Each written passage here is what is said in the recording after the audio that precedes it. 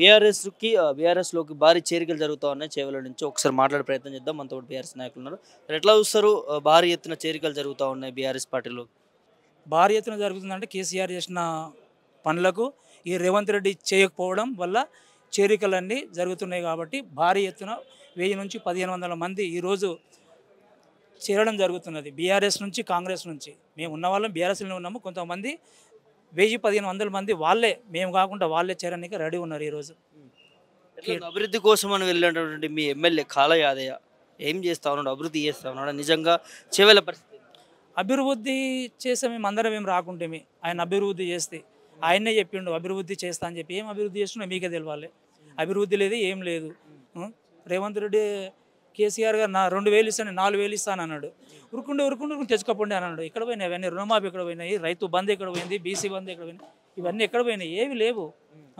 మళ్ళీ ఈరోజు కేసీఆర్ అనే కోరుకుంటున్నారు. మళ్ళీ ఇప్పుడు ఎలక్షన్లు పెట్టినా కానీ కేసీఆర్ గారు కూడా మంచి బంపర్ మెజార్టీతో గెలుస్తారని చెప్పి కోరుకుంటున్నాం. ఎందుకు ఒకవైపు ప్రభుత్వం మేము ప్రజాపాలన చేస్తున్నాం, 6 గ్యారెంటీలు ఇస్తున్నాము, మేము చేసినటువంటి పాలన దేశంలో ఏ రాష్ట్ర ప్రభుత్వాలు కూడా చేయట్లేవని గొప్పగా మాట్లాడుతూ ఉంటారు. ఏ స్టేజ్ మీద 6 గ్యారెంటీలు ఏమి ఇచ్చారు మీరు చెప్తారా?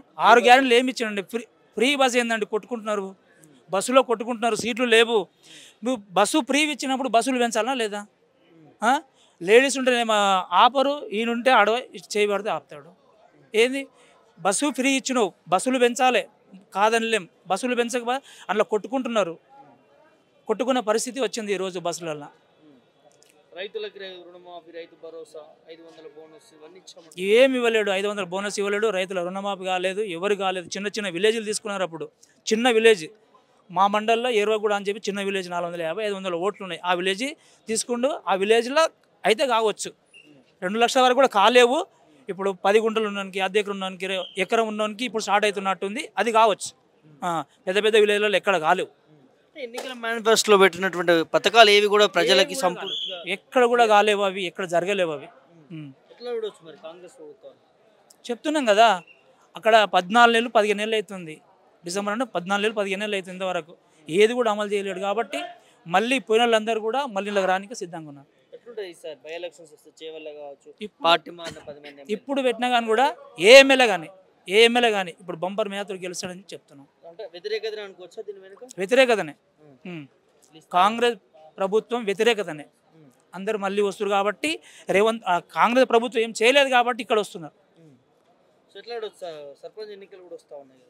నేను ఏం చెప్తున్నా, ఎవరు నిలబెట్టినా గెలుస్తారు. బీఆర్ఎస్ నుంచి ఎవరు నిలబెట్టినా గెలుస్తారు అని చెప్తున్నాను. కేసీఆర్ బయటికి రాలేదు, ఒకవేళ వస్తే ఎట్లా ఉంటుంది? ఇంకా ఇప్పుడు కేసీఆర్ తట్టుకోలేరు. ఇప్పుడు ఆయన వస్తే తట్టుకోలేరు. కేటీఆర్ సరిపోతారు వాళ్ళకు. కేటీఆర్ఏ కానీ, సబితమ్మనే కానీ, హరీష్ రావు కానీ, వీళ్ళు చాలు వాళ్ళకు. కేసీఆర్ వరకు ఎందుకు? ఆయన వస్తే తట్టుకోలేరు కాబట్టి ఆయన రావట్లేదు. ఎట్లా చూస్తారు? మొన్న గన్పూర్లో చేరికలు జరిగాయి బీఆర్ఎస్ పార్టీలోకి, ఇవాళ చేవెళ్ళ నుంచి జరుగుతూ ఉన్నాయి. సో ఎక్కడ చూసినా కూడా కేసీఆర్ రావాలి, కేసీఆర్ ఉంటేనే మాకు మంచి జరుగుతూ ఉంది. అసలు ఏంటి కేసీఆర్ ఏం చేసిండు అసలు? తెలంగాణ కేసీఆర్ చేసిన పనులే కదా. మంచి ప్రాజెక్టులు కట్టిండు, మంచి ఏది పథకాలు తెచ్చిండు. అది తెచ్చబట్టుగానే మళ్ళీ కేసీఆర్నే కోరుకుంటున్నారు. బాబాయ్ ఇక్కడ నుంచి శంకర్పల్లి మండలి చందీపల్లి నుంచి వస్తాం. ఎట్లుంది మీ ఎమ్మెల్యే పరిపాలన? మా ఎమ్మెల్యే ఇప్పుడు ఆల్రెడీ బీఆర్ఎస్ నుంచి గెలిచిండు, కాంగ్రెస్లో పోయిండు. ఆయన పరిపాలన అది ఉన్నది. అభివృద్ధి కోసం చేస్తుండ. అభివృద్ధి ఏం చేస్తుండు? ఏమైంది? ఏం కాలేదు ఇంతవరకు. ఏం అభివృద్ధి కాలేదు. ఫస్ట్ ఇప్పుడు భూముల గురించి అప్లికేషన్ తీసుకున్నాను. ఒక్కరికైనా ఆర్డర్ చేయలేదు ఇంతవరకు. కొత్త ఆర్డర్ లేదు అసలు. ఏం పనులు అయితే లేవు, ఏమైతే లేవు ఇంతవరకు. పనులే కాలేవు. ఏం ఇప్పుడు ఎవరికి ఏమి ఇప్పుడు ప్రతి ఒక్కరికి అప్లికేషన్ తీసుకుని భూములకు అవి ఆర్డర్ ఇస్తాం, ఇవి ఆర్డర్ ఇస్తాం. ఇంతవరకు దాకా ధరణి పర్సన్ ఉండి కాలేమంటే చెప్పిండు. ఈయన తీసుకొస్తాను ఒక్క ఆర్డర్ ఇచ్చినాం అడుగు మనం. ఇయ్యలేదు. భూమాత తీసుకొచ్చిండు. ఇప్పుడు అన్ని బంద్ చేసిండు. మళ్ళా ఏ పనులు అయితే లేవు, ఏమైతే లేవు ఇంతవరకు. ఏం లేదు కాంగ్రెస్ గవర్నమెంట్. కేసీఆర్ చేసిందే ఉన్నది ఇంతవరకు. కానీ కాంగ్రెస్ గవర్నమెంట్ ఏం పని లేదు ఇంతవరకు. ఏం లేదు, చెప్పుడు వరకే. 6 గంటలు ఇప్పుడు 6 వేలకు 2000 ఇస్తున్నారు. ఇచ్చిండా ఇంతవరకు? ఒక అడుగు ఇప్పుడు అడుగులకు పిలిచాడు. ఒక్కరికన్నా ఇచ్చిండా? 6 గంటలు ఏడైనా అయినాయి? అయిపోయినా ఒకటైనా అయినాయా? అయినాయి కూడా సరిగా అయితే లేవు అవి.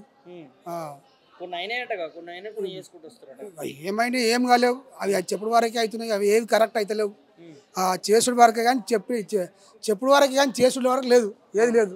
కాదు మరి రైతు భరోసా పడ్డదా? రైతు భరోసా పడ్డది. రైతు భరోసా ఎకరాలకు పడ్డది. 2 ఎకరాలకు 2 ఎకరాల అవతల వాళ్ళకి ఇంతవరకు లేదు. వాళ్ళకి ఇస్తారా తెలియదు, ఇయ్యడా తెలియదు. 500 బోనస్ ఇచ్చారా? బోనస్లు కూడా ఎక్కడ వచ్చినాయి? వడ్లని అసలు తీసుకుంటారు సార్, తీసుకుంటలేరు.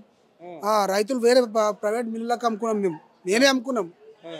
ఏమని అంటే అంటారు పచ్చిగున్నాయి, తెల్లగున్నాయి, పచ్చగున్నాయి అంటారు చెప్పుడు వరకు. కానీ ఇంతవరకు వడ్లు తీసుకున్నాం, దక్కలు లేవు. వడ్లు ఇచ్చుడే పని చేసినాం. ఇక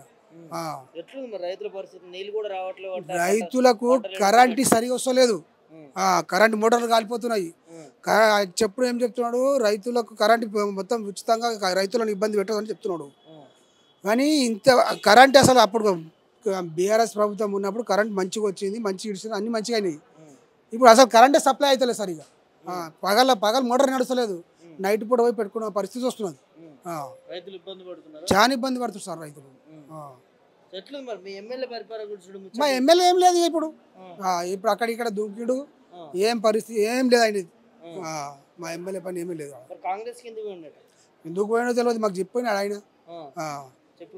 చెప్పిపోలేడు, చేసే పని కూడా ఏం చేస్తలేదు. అక్కడ కాకుండా ఇక్కడ కాకుండా ఉన్నాడు, మధ్యలో ఉన్నాడు.